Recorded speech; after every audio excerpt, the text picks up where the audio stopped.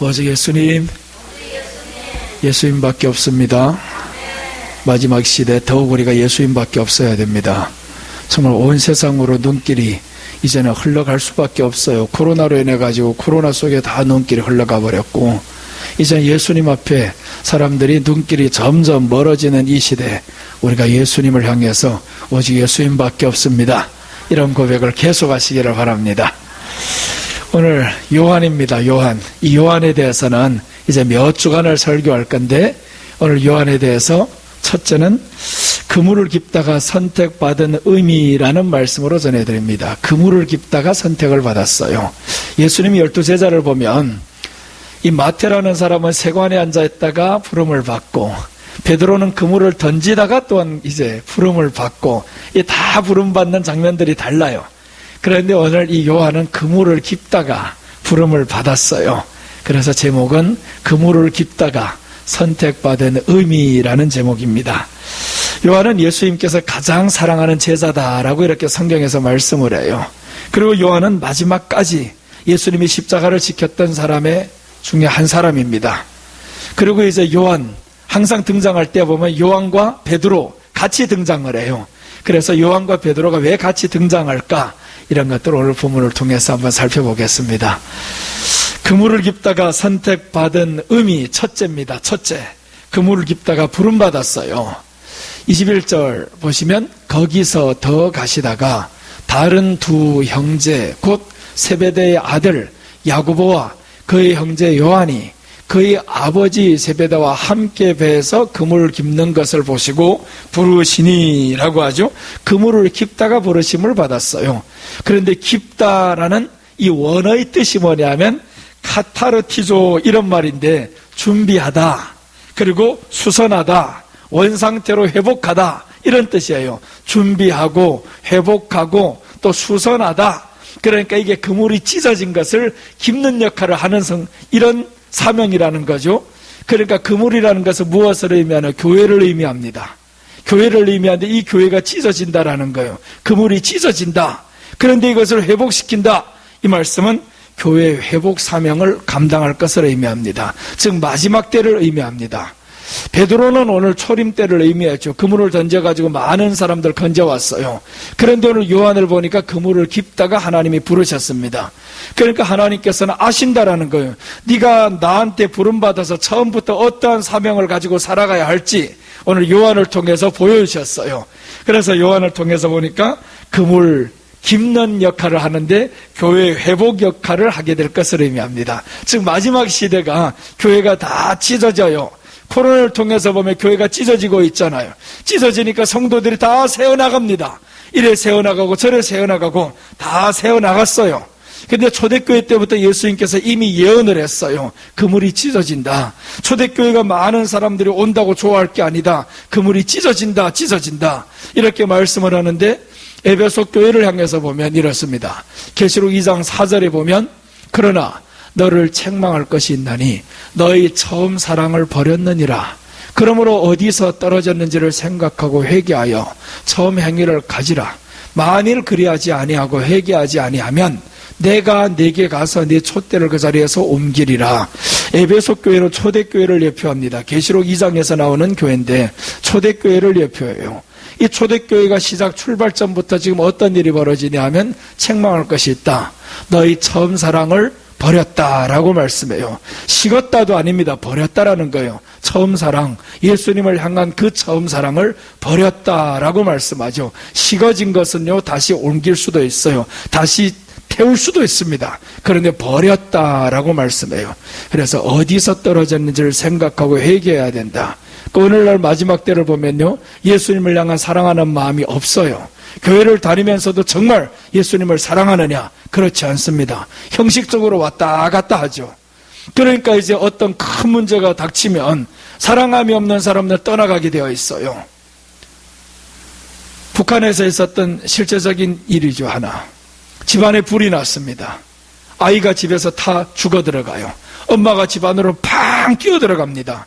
아이를 건져내오는가 했더니 김정은, 김정일, 김일성 초상화를 들고 나오면서 막 울면서 타지 않았다고 아이까지 버릴 정도로 그 초상화를 그렇게 사랑하는 거예요. 그건 진짜 신앙입니다. 이게 우리에게 주는 교훈이 있어요. 하나의 사람으로 보니까 좀 불행하지만, 그러나 우리가 예수님을 사랑하는 이 마음에서 코로나라는 형국에서 우리가 과연 정말 예수님을 사랑할 수 있을지, 그것이 예수님이라면 어떡하겠어요? 신앙이라면. 그들은 자식보다 선택했던 것이 초상화였습니다. 그의 신앙이었어요. 우리가 마지막 때 예수님 보이지 않는다고 이 신앙을 이렇게 게을리하는 시대가 온다라는 겁니다. 그런데 그 사람들 보면서 우리가 회개해야 될 것이 뭐냐? 그 사람들은 정말 죽어간 한 사람의 초상화를 그렇게 지키려고 자식이 태워 죽어갔는데, 그것도 건지지 않고 초상화를 건지고 나서 눈물을 흘리면서 감격의 순간을 보낸단 말이에요. 또 우리가 예수님 때문에 그런 감격의 순간들을 다시 한번 하나님 앞에서 찾아야 되는데, 8월달, 9월달 계속 그렇게 말했어요. 내가 이제 좀 더 지나면 2차 확산이 옵니다. 더 크게 옵니다. 많은 사람이 일어납니다. 300명, 400명 때 금방 갑니다. 그때는요, 정말 9월달까지는 좀 안정이 되어가지고 이제 어떻게 됐나, 1단계까지 내려왔잖아요. 3, 40명대로 오는데, 근데 300명이 늘어날 거라는 건 누구도 말 못해요. 상상도 못할 것이고, 심지어 기도원 집회를 할 때마다 그랬습니다. 하나님이 반드시 우리에게 기회를 줍니다. 우리에겐 기회예요. 어떤 기회냐? 1차 예배 실패했던 기회를 하나님이 다시 한번 제대로 드릴 수 있는 기회를 준단 말이에요. 처음에 많은 사람들이 확산되었을 때, 거리두기 2.5단계로 들어갔을 때 예배 드리러 나온 사람이 없었어요. 다 집에서 드린다 치고 있는데, 그런데 그때부터 하나님은 마음이 아프시단 말이에요. 야, 집에서 못 드리면 그러면 교회 입구라도 오지 못하냐? 주차장이라도 오지 못하냐? 저 아파트에서도 드리지 못하냐? 아무튼 하나님 앞에 예배로 이렇게 나아갈 수 있는 이런 감동의 순간이 오는데, 이게 겨울이 돼서 좀 안타깝기는 해요. 우리가 만약에 이제 2.5단계로 들어가고 3단계로 들어가면 3단계부터는 실내 안에 한 사람밖에 들어가지 못합니다. 나 혼자밖에 설교를 못해요. 그럼 여러분들 어떻게 해야 되겠어요? 하나님이 마지막 때 시험하십니다. 반드시 믿음으로 시험을 하시는데, 추워도 울면서 예배드리는 사람 한 사람이라도 우리 교회는 나오시기 바랍니다. 정말 집에서 드리지 말아야 돼요. 그때는 하나님 앞에서 성전 밖에서라도 나와가지고 여기 성전을 바라보면서, 비록 휴대폰이 안 되면 그저 멀리 서서 쳐다만 보고 있어요. 다니엘이 예배를 그렇게 드렸던 것처럼 저 예루살렘을 향해서 창문을 열어놓고 두 손을 들고 예배 드리면 자기는 감옥 갑니다. 죽습니다. 그런데 그 사람이 그렇게 드립니다. 하나님이 마지막 때 요구하는 게 예배밖에 없어요. 예배를 드리다가 아벨이 죽었단 말이에요. 왜 2.5단계 하나님이 다시 한번 이 기회를 준다고 나는 말을 했냐 하면, 예배가 무너지는 걸 하나님이 볼 수가 없습니다. 교회 회복을 하나님이 마지막에 반드시 시킵니다. 그러자면 어떻게 해야 되는, 코로나가 확산돼야 되는 거예요. 반드시 확산될 수밖에 없었습니다. 그때 당시 이제 유럽이나 미국이나 2차 대확산 계속 일어나는데 한국만 비껴간다, 그럴 수가 없어요. 그럼 하나님이 한국이 반드시 올 건데 자신만만했단 말이에요. 정부에서 우리는 잡을 수 있다.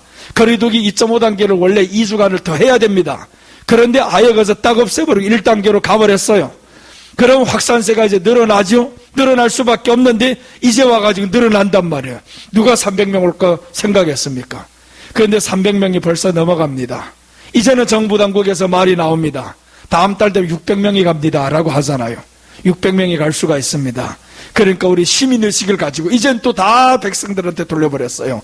시민의식을 가지고 살아야 된다고. 아무튼 그물을 깊다 부름받았다라는 거, 교회는 반드시 회복됩니다. 이대로 무너지지를 않아요. 그래서 우리가 마지막 때 교회가 회복되자면 누가 바로 서야 되냐? 성도들이 하나님 앞에 예배드리는 마음, 이 절실한 마음을 가지고 하나님 앞에 나와야 됩니다. 그래서 하나님을 위로시켜드려야 돼요. 하나님께 위로가 돼야 됩니다. 그 민수기 25장에 보면 이스라엘 백성들이 범죄를 해요. 온통 사람들이 다 이방들과 이방 신상을 끌어들이고 이방 여인들과 간음하고, 그럴 때 비느하스가 나옵니다. 여호와의 질투심을 가지고 그 이스라엘 레위인이 들어가는 그 장막으로 들어가는 거예요. 들어갔다가 두 여인과 이 사람들이 하나님을 경외해야 될 이 레위인들이 지금 이방 신상들 섬겨가고 또 이제 그 여인들과 간음하고, 이런 것들을 보면서 비느하스가 따라 들어갑니다. 따라 들어가서 죽여버리는데, 창을 들고 나가지고 위에서부터 아래까지 팍 찔러버리는데 하나님의 진노가 풀렸어요. 하나님의 질투심이 있었습니다. 마지막 때 하나님을 향한 질투심이라는 건 사랑이에요. 예수님을 향한 사랑입니다.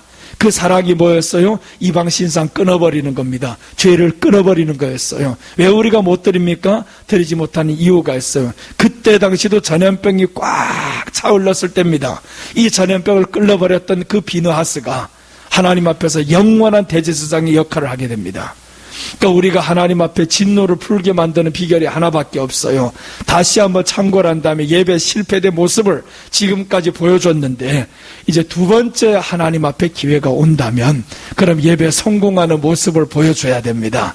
정말 밖에서 추운 날씨 속에서 벌벌벌 떨면서 예배 드리다 보면 얼마나 감기 걸릴 위험도 있겠죠. 그런데 그 하나님이 한 분 우리를 감동하신다면, 지켜보시고 있다면 얼마나 위로가 되겠습니까? 그런 자식들 하나님이 복을 안 주겠냐고요. 나라도 그런 사람들 복 줍니다. 나라도 그런 사람 친구가 있다면 내게 있는 돈을 다 주고 싶어요. 하나님이 안 그러시겠냐고요.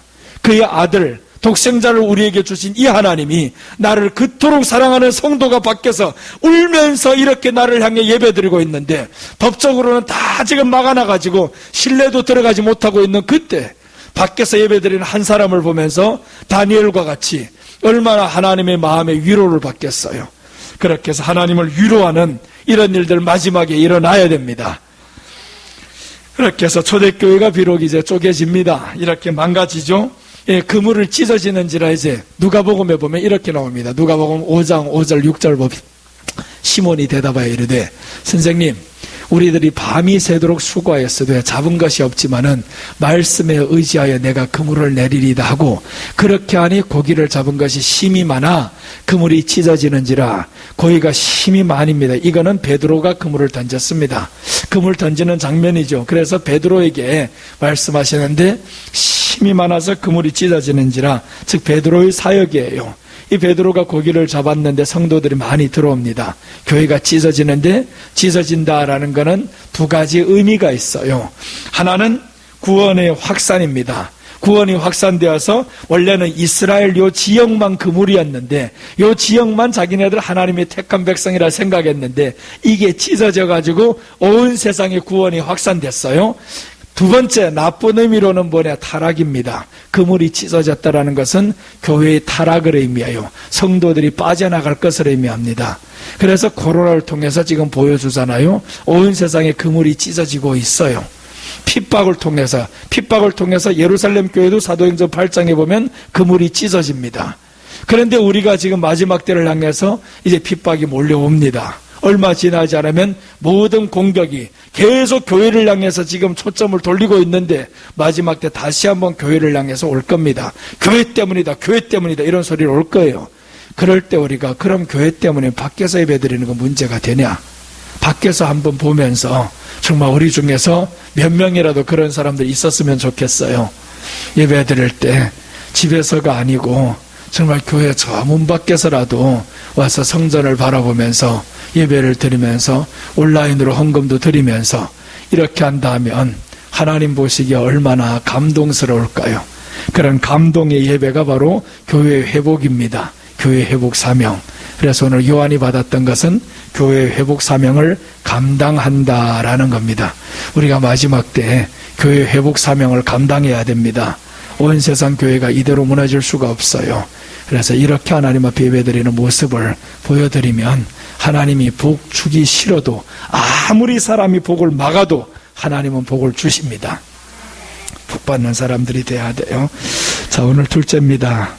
그물을 깁다가 선택받은 의미. 첫째는 그물을 깁다가 부름받았어요. 교회 사명 회복합니다. 반드시 교회 사명이 회복됩니다. 그리고 둘째, 요한과 베드로의 고기 잡는 것을 통해서 비교합니다. 비교하는데 오늘 요한, 베드로를 봅니다. 마태복음 4장 18절 보시면 갈릴리 해변에 다니시다가 두 형제 곧 베드로라 하는 시몬과 그의 형제 안드레가 바다에 그물 던지는 것을 보시니 그들은 어부라. 자, 그물 던지는 것을 봤어요. 그물 던진다. 근데 요한은 그물을 깁다가 이렇게 부름받았는데 그물 던지는 것을 보시니 그들은 어부라. 이렇게 해서 예수님이 저들을 부릅니다. 그러니까 베드로는 분명히 그물을 던질 때였어요. 그물을 던지다 보면 어떤 고기들이 모이냐 하면요, 이거는 내가 원하는 고기가 아니에요. 멸치도 들어올 것이고 꽁치도 들어올 것이고 뭐 별의별 고기들이 다 들어온단 말이에요. 잡통사들이 다 들어옵니다. 그래서 그물을 한 번 던지니까 3,000명이 들어오고 또 던지니까 5,000명이 들어오고 그중에는 별의별 고기들이 다 들어왔어요. 이렇게 들어오는데 요한은 보니까 그물을 기울 때라고 했는데 이거는 재림사역을 의미합니다. 재림사역. 베드로는 초림사역을 의미하고 요한은 재림사역을 의미한다라는 거예요. 그래서 사역 자체가 달라요. 베드로의 사역을 통해서 초대교회가 많이 부흥됩니다. 그런데 그물이 찢어짐으로 인해서 온 세상이 흩어졌어요. 나쁜 의미로는 그물이 찢어지니까 교회가 타락했습니다. 그래서 이제 국교시대 때 313년부터 교회가 타락하기 시작합니다. 온 나라가 다 예수님 믿는 나라로 만들어버려서 법적으로. 그러다 보니까 교회가 타락합니다. 그런데 초대교회부터 보니까 네 사랑을 버렸느니라 하잖아요. 처음 사랑을 버렸느니라. 타락의 시작은 잘 돼서가 아닙니다. 처음부터 사람들이 예수님을 향한 사랑을 버렸기 때문에 타락이 되는 거예요. 그래서 우리가 예수님을 향한 사랑을 버리지 말아야 됩니다. 그물이 찢어졌다. 작은 것들이 다 도망갑니다. 이제 마지막 때는요, 이런 핍박을 통해서, 코로나라는 핍박을 통해서 작은 것들이 다 도망갑니다. 참 지금 놀라운 사건이 하나가 있는데 마지막 때를 봅니다. 계시록 13장에서 666표가 나오는데 온 세상 사람들이 표를 다 받아야 돼요. 그걸 누가 믿었어요? 상상 못합니다. 그게 언제 이루어질까? 뭐 그게 현실일까 하는데 지금 생각해 보니까 코로나를 통해서 온 세상 사람들이 기다리는 게 뭐였어요? 백신입니다. 백신 다 맞아야 됩니다. 누구든지 다 백신을 기다리고 있어요. 그런 마지막 때 요것과 연결 딱 시켜보니까 세상에 마지막 때 먹고 살기 위해서 사람들이 다 요거 칩을 받아야 되는 거예요. 무슨 칩인지는 몰라요. 아무튼 666표를 다 받게 만듭니다. 그래서 이 코로나를 통해서 마지막 때를 하나님이 정확하게 보여주는데 많이 앞당겨졌어요. 이게 훤하게 지금 보이잖아요. 코로나가 온 세상에 창궐하고, 그리고 저 계속 몇 년 전부터 계속 그랬습니다. 미국하고 유럽은 약해져야 됩니다. 경제적으로 약해져야 된다는데 코로나를 통해서 보세요. 가장 피해가 있는 나라가 어디예요? 미국하고 유럽 아닙니까? 유럽에서는 지금 7초 만에 한 사람이 죽는데요. 그리고 지금 우리가 잘 알다시피 미국은 지금 하루에 죽는 사람이 1,700명부터 제가 1,800명, 어제는 1,900명대 올라갔습니다. 이렇게 계속 죽어나가는데 코로나 대처를 지금 세우지 못하고 있어요. 대통령이 지금 아직까지 당선은 됐는데 이게 아직 이런 정치적인 문제를 통해 가지고 코로나 이슈로 지금 가지 못한단 말이에요. 그래서 지금 이렇게 어려움이 겪어지는데 결국 유럽과 미국이 하나가 되는 이 모습을 보면 마지막 때가 멀지 않았다라는 거예요. 정말 멀지 않았어요. 그래서 예수님이 오실 때를 보면서 우리가 한번 생각해야 하는데, 그때 만약에 아직까지 교회 사명 회복하지 못한 사람들에게는 큰 화가 있어요. 마태복음 25장에 보면 이런 말씀들이 나옵니다. 25장은 잠시 후에 보고요. 이렇게 해서 코로나 시대가 지금 많이 증명을 하고 있잖아요. 그래서 말씀 위에 바로 세워지지 못한 사람들은 마지막 때 어떻게 되냐. 그래서 누가 어쩐다 하면 그쪽으로 휙 쓸려가고 다 쓸려다니는 이런 식밖에 안 됩니다. 다 이렇게 온라인으로 드린다 하면 그래 그런다 하고 또 그래서 마지막에는 분별이라는 게 다 사라집니다. 분별하려고도 안 해요. 그래서 우리는 마지막 때 말씀의 올바른 분별 속에 살아가야 됩니다. 분별하지 못하니까 보세요. 엉뚱하게 저렇게 동방번개 같은데 끼어들어가가지고 엉뚱한 짓을 하고 있잖아요. 그런데 이게 다 보니까 먼저는 단계가 있어요. 단계. 내가 금요일 날에 전에 우리 교회 조금 주일날마다 잘 나왔던 저 뒤에 앉았던 이명근 형제라고 있어요. 이 사람을 만났어요. 왜 만났냐? 그 사람이 집안에 이제 문제가 생겨가지고 목사님 소금이 좀 필요한데 해가지고 이렇게 만났단 말이에요. 근데 안 나오는 이유는 뭐냐 하면 어떤 여자가 뒤에서 자기 봉투를 보면서 얼마 넣냐고 물어보더라는 거예요. 이게 교회입니까? 만약에 여러분들 다른 교회 처음 갔는데 봉투를 보면서 얼마를 넣었냐고 그런 사람이 있으면 되겠냐고요, 교회. 안 되죠. 그러면 그런 사람들을 처음 갔던 사람은 이 교회가 뭔 교회냐? 근데 그 사람이 오해를 냈어요. 그 여자가 사모님이라고. 그러니까 내가 그래서 사모님은 찬송 인도를 하는데 있을 수 없는데 뒤에 있었던 사람이 있죠. 뒤에서 관리하던 사람이 있죠. 누군지. 그래서 내가 그 사람 없어졌어요. 걱정하지 마세요. 우리 교회는 그런 사람이 있을 수가 없습니다. 있으면요 쫓아냅니다. 그건 성도가 아니에요. 어떻게 한 사람을 세우지 못할지언정 이런 짓을 합니까? 절대 안 됩니다. 그렇게 해서 그 사람이 나를 만난 거 그날에 너무 좋아했어요. 목사님 만나서 오해가 풀려서 너무 좋다고. 지금은 지방에 가서 이제 있는데 이제 얼마 안 지나면 서울 올라오면 그럼 목사님 교회 다시 나갈게요 하더라고요. 그렇게 해서 한 사람의 마음을 이렇게 상처를 입히는 이런 터무니없는 일이 교회 안에서 있어집니다. 그게 다 왜 그래요? 하나님 말씀 앞에 서지 못하니까 교회에 유익이 되고 해가 되는 게 뭔지 모른단 말이에요. 그렇게 해서 이렇게 참 분별을 못하는 시대가 마지막에 옵니다. 분별을 못하다 보면 결국 다 죽어요. 이제 예화를 하나 좀 드려드릴게요. 옛날 어떤 선비가 있었어요. 이 사람이 한양에 시험 보러 가야 되는데 과거 시험을 보러 지금 한양에 갑니다. 그런데 며칠 전에 도착을 해서 여관을 잡고 지금 들어갔어요. 연속 3번을 꿈을 꿉니다. 꿈을 꾸고 나서 마음에 막 불안한 게 이게 도대체 무슨 꿈일까? 꿈의 내용은 이렇습니다. 이 사람이 벽 위에다가 배추를 심었어요. 첫째 날에 꾸면 벽 위에다 배추를 심었다. 아니 벽 위에다 어떻게 배추를 심어요? 그 다음에 두 번째 꿈은 비가 오는 날에 두건을 쓰고 우산을 또 썼어요. 이게 무슨 꿈일까? 셋째 날에는 사랑하는 여인이 있는데 여인과 등지고 누웠다라는 거예요. 그래서 이 마음이 불안해서 점쟁이를 찾아갔어요. 이 사람이. 점쟁이 하는 해석 이럽니다. 벽 위에다가 배추를 심었으니까 헛된 일이다. 그 다음에 두건을 쓰고 우산을 썼으니까 그것도 헛일이다. 비 오는 날에 두건을 쓰고 우산을 썼으니까 그것도 헛일이다. 그렇게 했어요. 세 번째 꿈은 사랑하는 여인과 등지고 누웠으니까 헛일이다. 지금 시험 보는 게 다 헛일이다. 고향으로 돌아가라. 이렇게 해서 이 사람이 풀이 죽어가지고 자기가 있던 여관으로 갔어요. 여관 주인이 왜 그렇게 풀이 죽었냐고, 왜 상심하냐고. 그래서 여관 주인에게 다시 말했어요, 이 꿈을. 그랬더니 여관 주인이 허허허 웃으면서 하는 말이, 벽 위에 배추를 심었으니 높은 점수로 합격할 것이고, 그 다음에 두 번째 해석이 나옵니다. 비 오는 날에 두건을 쓰고 우산을 썼으니 철저하게 준비를 했다는 것이고, 셋째 꿈은 사랑하는 여인과 등지고 누웠으니 돌아만 누우면 안을 수 있으니까 쉽게 이룰 수 있을 것이고, 이런 정반대의 해석이 나왔어요. 들어보니 그럴싸하잖아요. 또 들어보니까 또 이제 사랑하는 여인과 등지고 누웠는데 돌아만 누우면 품을 수 있다. 이 얼마나 쉽게 이룰 수 있는 거예요. 그래서 이 사람이 다시 한번 희색을 띠고 시험 보러 갔다는 거예요. 이렇게 해석이라는 게 중요합니다.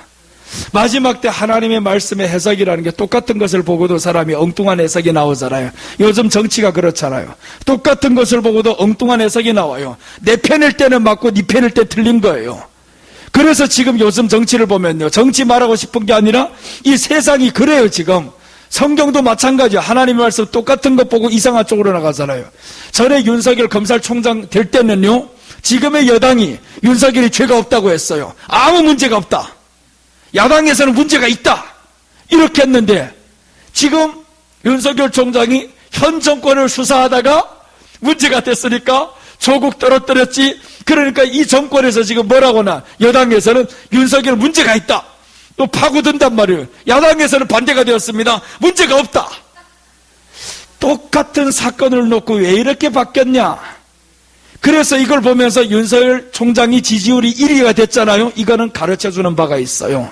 가르쳐주는 바가 뭐냐, 사람들은 이렇게 어느 편에 서 있는 걸 원하는 게 아니라는 거예요. 진실 편에 서 있기를 원한다는 겁니다. 초월하는 사람, 좌나 우나 가리지 않고 마구잡이로 맡겨서 잘못된 걸 보이면 나는 할 수 있다, 사명 걸고 살아가는 사람을 이 시대가 원한다라는 걸 지금 보여주는 하나의 증거예요. 그러니까 사람들이 원하는 바는 하나님이 원하는 바, 온 세상이 원하는 바가 그거예요. 로마서 1장에 보면 마지막 때 하나님이 피조물이 원하는 바가 있다라는 거예요. 하나님의 나라, 하나님의 아들들이 나타나기를 원한다라는 거예요.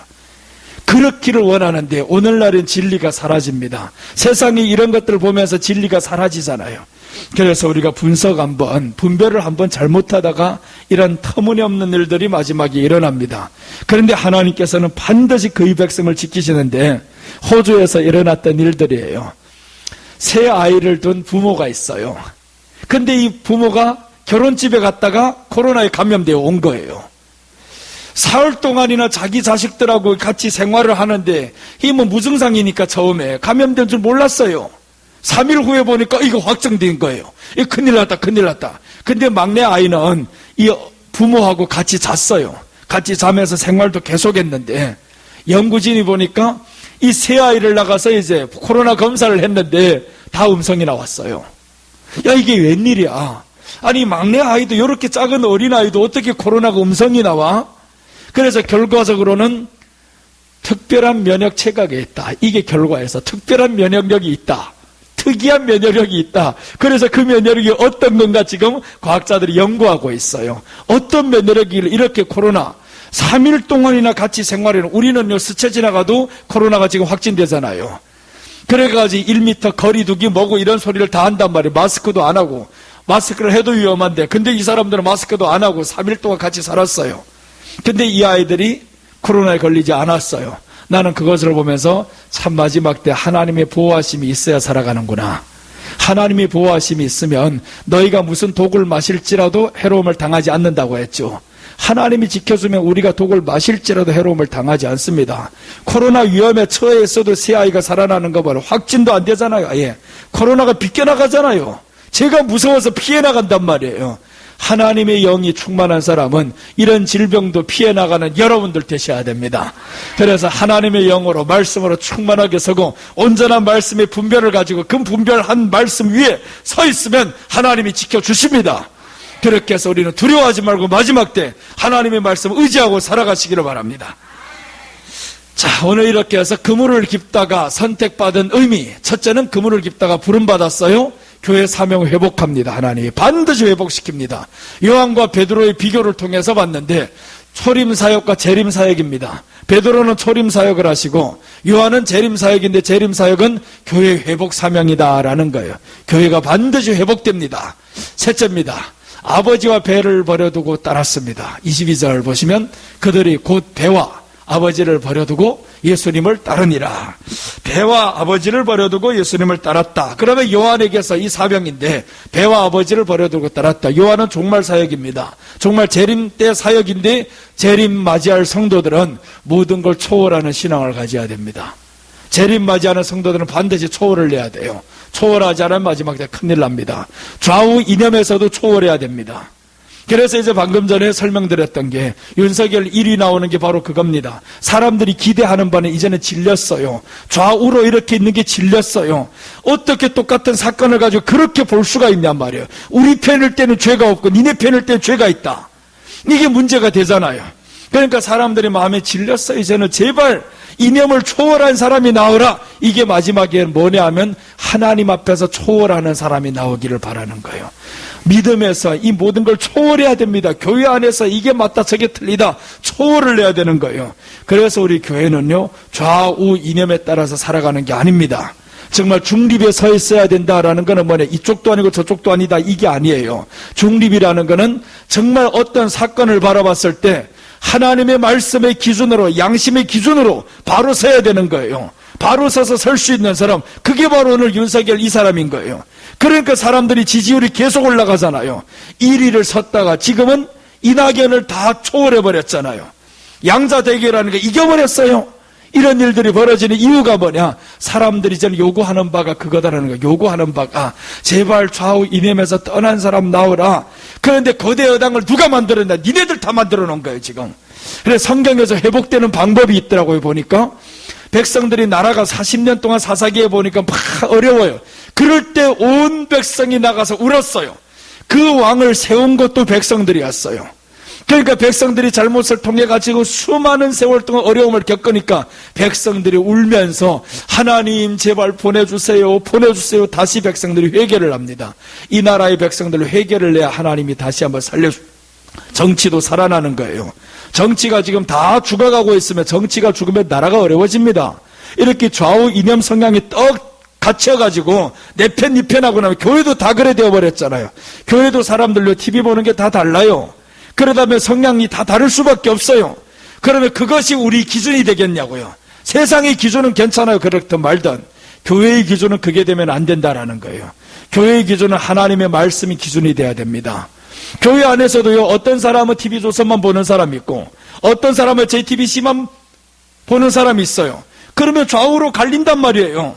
좌우로 갈릴 수밖에 없어요. 요것만 보고 요것만 보고. 그러면 내 편에 서면 무조건 저긴 다 틀린 거예요. 여러분, 정치라는 게 그렇더라고요. 이쪽에서만 들으면 저긴 다 틀려요. 이쪽에서만 들으면 저긴 다 틀려요. 또 서로가 이렇게 만들어놔버려요. 그럼 누가 틀리냐. 이렇게 해서 다 갈라놓을 필요가 있냐. 하나님의 말씀은 하나로 만들어야 됩니다. 그래서 우리는 하나님의 말씀을 통해서 오직 말씀만 교회 안에서 존재하게 만들자. 이 말씀의 기준으로 모든 것을 분별하고 분석해야 되는 거예요. 말씀의 기준이 무너진 이 시대가 지금 너무 위험한 거예요. 교회도 말씀의 기준이 다 무너져 버렸어요. 동성애를 바라보는 기준도 다 무너졌어요. 기장측의 교회들은 동성애가 괜찮다고 그럽니다. 그 한 사람의 영혼도 하나님이 아끼신다 그러고, 또 이제 바른 데서는 또 어떻게 말하냐, 아니다 그러고. 그러니까 교회가 이제 완전히 갈라져 버려가지고 싸움판이 되고, 그래서 지금 아주 한국 교회에서 유명한 목사님이 공격 많이 당해요. 동성애 축제하는 데 가가지고 이 사람이 거기가 기도를 해줬단 말이에요. 그래가지고 그 사람의 마음도 또 뭐냐, 이 한 영혼도 하나님이 사랑하시고 우리가 버리면 저들을 누가 건질 거냐, 그런 마음을 가지고 또 들어가는 사람이 있고. 그래서 우리는 그런 게 맞다 틀리다 보다는 하나님 앞에서 우리는 서보자. 하나님 앞에 서고, 나는 분명합니다. 우리 교회는 동성애가 들어왔다면 끊지 않으면 못 들어옵니다. 끊어라, 버려라. 끊지 못하면 입장도 안 시킵니다. 그런 인권 따위가 필요 없습니다. 하나님 앞에 진리를 무너뜨리는 사람들 있을 수가 없습니다. 그렇게 해서 분명한 입장은 있어요. 그래서 아버지와 배를 버려뒀다. 초월해야 됩니다. 초월 못한 사람들 마지막에 어떻게 되는가 봐봐요. 마태복음 25장에 보면 이게 초월 못한 사람들입니다. 11절 보시면 그 후에 남은 처녀들이 와서 이르되 주여 주여 우리에게 열어주소서. 대답하여 이르되 진실로 너희에게 이르노니 내가 너희를 알지 못하노라 하였느니라. 이제는 문이 닫혔습니다. 초월 못한 사람들이죠. 기름 준비 못한 사람들입니다. 말씀은 있었어요. 교회 다니니까 신앙은 있잖아요. 초월을 못했단 말이에요. 성령으로 살아가야 되는데 성령으로 살면 예수님 사랑하게 돼 있어요. 말씀 지키게 되어 있어요. 그런데 그렇게 못 살다 보니까 결국에 문이 닫혀버렸어요. 심판날이 온 겁니다. 올 때가 옵니다. 예수님이 오실 날이 정말 멀지 않았고 오면 반드시 예배를 통해서 하나님이 재봅니다. 너희들 예배가 살아있었냐 죽어있었냐 형식적이냐 이것들을 재봤을 때 그때 넘어지는 사람들 심판에 피하지 못하는 거죠. 그리고 마태복음 24장에 보면 이건 마지막 때입니다. 예수님이 재림 때를 이렇게 설명을 했어요. 노아의 때와 같이 인자의 임함도 그러하리라. 홍수전에 노아가 방주에 들어가던 날까지 사람들이 먹고 마시고 장가 들고 시집가고 있으면서 홍수가 나서 그들을 다 멸하기까지 깨닫지 못하였으니 인자의 임함도 이와 같으니라. 홍수가 나서 다 멸하기까지 깨닫지 못했다. 이게 중요한 겁니다. 홍수가 났는데 멸망받는데 깨닫지 못한다. 코로나가 지금 온 세상을 통해서 다 죽이고 있는데 깨닫지 못한다라는 거예요. 이게 1년 이상 이렇게 자꾸 갈 거 누구 생각했어요? 이렇게까지 장기화가 되면서 수많은 나라들 사람들 죽어가는데 깨닫지 못한다라는 거예요. 여러분, 우리가 코로나 때문에 교회는 못 나옵니다. 사람들 결혼집 가요 안 가요? 결혼집 갑니다. 그럼 뭐예요? 결혼집은 목숨 걸고 가는데 교회는 목숨 걸고 못 온단 말이에요. 이게 보여지잖아요. 시장은 안 갑니까? 가잖아요. 시장은 가는데 교회는 못 나온다? 그러니까 하나님 앞에 사랑하는 마음이 없다 그겁니다. 형식적인 신앙이 얼마나 지금 짙어있냐. 너무 형식적으로 차버렸잖아요. 교회 왔다 갔다 하다가. 그런데 이제 마지막에 다 멸하기까지 깨닫지 못하였으니 인자의 임함도 이와 같으리라. 예수님이 임할 때에도 그렇다라는 거예요. 교회가 다 무너져가고 있는데 보이지 않는 거예요. 아직도 보이지 않고 예수님이 올 때가 멀지 않았다고 하는데도 사람들 모른다 이 말이에요. 관심도 없어요. 그러다가 정말 오면 어떡할 거예요? 코로나가 이렇게 다시 2차로 올 줄 누가 알았습니까? 그걸 알고 있어야 되는데 깨어 있어야지. 다른 나라를 보면서 깨어 있어야 되잖아요. 그런데 깨어있지 못하니까 지금 1.5단계 들어갔다가 다음 주 되면 2단계로 격상 하내었잖아요. 또 이 짓을 하고 있단 말이에요. 그러니까 결국 이제는 사람들 지쳐버렸어요. 지쳐버려가지고 아예 2.5단계로 계속 가면요 기대를 안 해요. 아유 그래서 그렇지 하고 가는데 어차피 그렇게 어려운 단계로 왔으니까.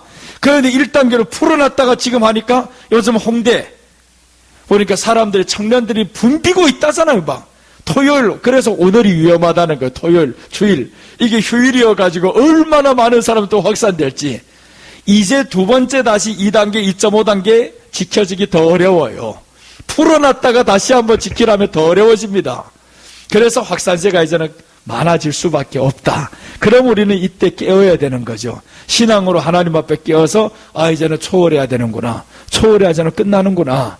요즘에 이념이 정말 더럽게 지금 돌고 있어요. 얼마나 초월하지 않는가 하면 무조건 나쁜 건 다 저쪽으로 밀어버리잖아요.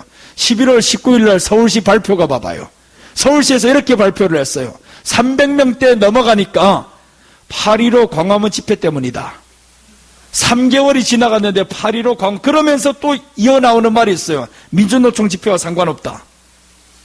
헬로윈 데이하고 상관없다. 이런 말을 왜 붙이냐고요? 거기도 단체로 이제 집단적으로 모여서 집회를 하고 왔는데 8.15 집회를 거기를 지금 대고 있어요.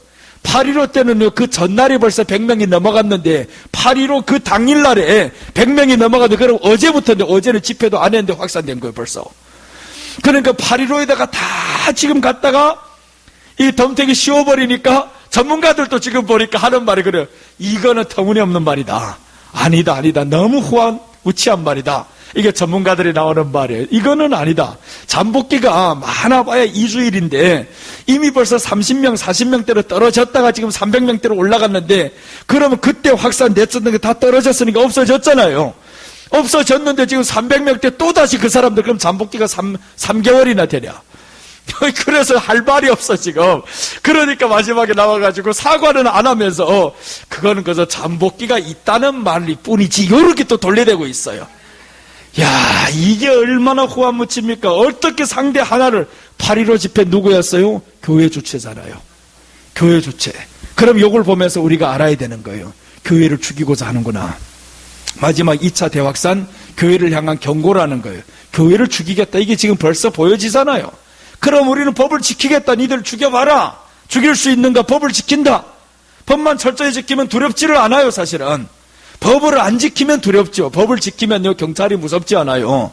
도둑놈이 경찰이 겁나지. 남을 도와주던 사람은 경찰이 좋아요. 봐가지고 나를 칭찬하기를 바라지. 그러니까 우리가 하나님 앞에서 이 법도 지켜가면서 지들 어떻게 하는가 봐봐요. 밖에서 예배를 눈물 흘리면서 드리면 저들은 시기하고 질투할 겁니다. 야, 처음에는 밉죠. 저것들은 안에서 드려야 벌금이라도 시킬 건데 왜 안에서 안 드리고 저렇게 밖에서 하냐. 그렇게 하겠죠. 그럴 때 우리가 하나님 앞에서 주여, 얼마나 영광스러운 일이에요. 밖에서 예배드리는 그날, 그때 누구 추우면요, 누구 와서 설교를 해요. 제가 밖에 나가서 있을게요. 한번 밖에 나가서 있으면서 누구 할 사람만 있으면 정말 밖에 나가서 하나님 앞에 추위를 떨면서 휴대폰을 켜놓고 보면서 예배드리면서 같이, 야, 이런 광경을 한번 생각하면 감동스러운 이런 현장이 될 것 같아요. 그래서 참 세상은 이렇게 너무 이념으로 빠져가는 이때 우리가 초월 못하면 끝난다라는 거예요. 마태복음 24장 16절에서 18절까지 보면 그때는 마지막 때예요. 예수님의 재림 때 유대에 있는 자들은 산으로 도망할지어다. 이제 점점 높은 신앙으로 가야 됩니다. 초월하는 신앙으로 가야 되는 거예요. 지붕 위에 있는 자는 집안에 있는 물건을 가지러 내려가지 말며 밭에 있는 자는 겉옷을 가지러 뒤로 돌이키지 말지어다. 이제는 앞만 보고 가라. 그거잖아요. 뒤를 돌아보지 말라. 뒤를 돌아보지 말고 물질에 너무 얽매이지 말고. 이게 다 물질에 얽매인 저런 종류의 사람이잖아요. 지붕 위에 있는 사람 집안의 물건을 가지러 말라 하잖아요. 어떻게 높은 데 있으면서 아래로 내려가서 그 물건 때문에 가지 말라. 겉옷을 위해서 살지 말라. 롯의 아내가 보면요, 하나님이 이미 건져냈어요. 소돔과 고모라에서 확 건져내가지고 이미 소할 땅에다가 던져놨는데 이게 지금 돌아 들어갔단 말이에요. 뒤를 돌아봤다라는 건 다시 돌아 들어가 버린 거예요. 나왔는데 들어가 버렸어요. 하나님이 심판하는 그 땅에서 건져냈는데 왜 돌아 들어가요? 하나님이 교회에 불러냈는데 왜 다시 돌아 들어가냐 말이에요. 신앙을 뜨겁게 만들었는데 왜 다시 식어지냐 말이에요. 그래서 우리가 식어지지 말아야 됩니다. 다시 한번 교회 신앙을 회복하고 예배 신앙을 회복하고요. 하나님이 두 번째로 다시 한번 기회를 준다면 우리 한번 그렇게 예배드리면서 하나님의 마음을 위로해드리고 기쁘게 해드립시다. 반드시 희망이 있습니다. 그래서 오늘 세 가지를 말씀드렸어요. 그물을 깁다가 선택받은 의미, 그물을 깁다가 부름받았어요. 교회 사명 회복합니다. 반드시 마지막에 회복합니다. 우리 교회도 회복할 것이고 대한민국의 교회도 회복할 것이고 그게 바로 살아있는 성도들에게 달렸어요. 자, 그리고 요한과 베드로의 비교했습니다. 초림사역과 재림사역입니다. 초림사역은 모으는 사역이었어요. 마지막에 재림사역은 찢어진 그물을 깁는 사역입니다. 지금은 모으는 사역이 아니에요. 지금은 나아가서 흩어져 있는 사람들 다 들어오라 들어올 때가 아닙니다. 이제는 찢어진 그물을 기워야 됩니다. 기워서 더 새나가지 못하게 만들어야 된단 말이에요. 아버지와 배를 버려두고 따랐습니다. 종말 때 모든 것 초월해야 됩니다. 이제 초월하지 못하면 안 됩니다. 예배를 통해서 우리가 초월하시는 저와 여러분들 되시기를 주님의 이름으로 축복합니다. 자, 우리 다 같이 합심으로 하나님 앞에 기도드리겠습니다.